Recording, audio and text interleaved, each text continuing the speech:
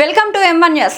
దివ్యాంగుడి జీవితానికి ఆసరగా motorised scooty జిల్లా సమీకృత కలెక్టర్ కార్యాలయంలో సోమవారం నిర్వహించిన ప్రజావాణి కార్యక్రమం ఓ దివ్యాంగుడి జీవితంలో కొత్త వెలుగులు నింపింది. సాయినగర్ కు చెందిన దివ్యాంగుడు కంకల రాజమల్లయ్య తన రోజువారీ ప్రయాణాలు, జీవనోపాధి కోసం ఎదుర్కొంటున్న ఇబ్బందులను వివరిస్తూ గతంలో ప్రజావాణిలో మోటరైజ్డ్ 3 చక్రాల స్కూటీ కోసం వినతి సమర్పించారు.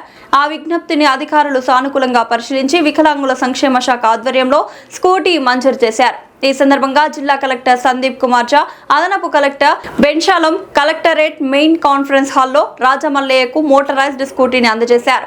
తాళాలు అందుకున్న రాజమల్లయ్య ఆనందం వ్యక్తం చేస్తూ ఇప్పటి వరకు ప్రయాణం కోసం ఇతరులపై ఆధారపడాల్సి వచ్చేదని, ఇకపై తన పనులు తానే చేసుకునే అవకాశం లభించిందని తెలిపారు. తన సమస్యను గుర్తించి తక్షణమే స్పందించిన జిల్లా యంత్రాంగానికి ఆయన హృదయపూర్వక కృతజ్ఞతలు తెలిపారు. ప్రజావాణిలో వచ్చిన ఒక సాధారణ విజ్ఞప్తి ఇప్పుడు ఓ దివ్యాంగుడి జీవితంలో స్వాతంత్రతకు మార్గం వేసింది.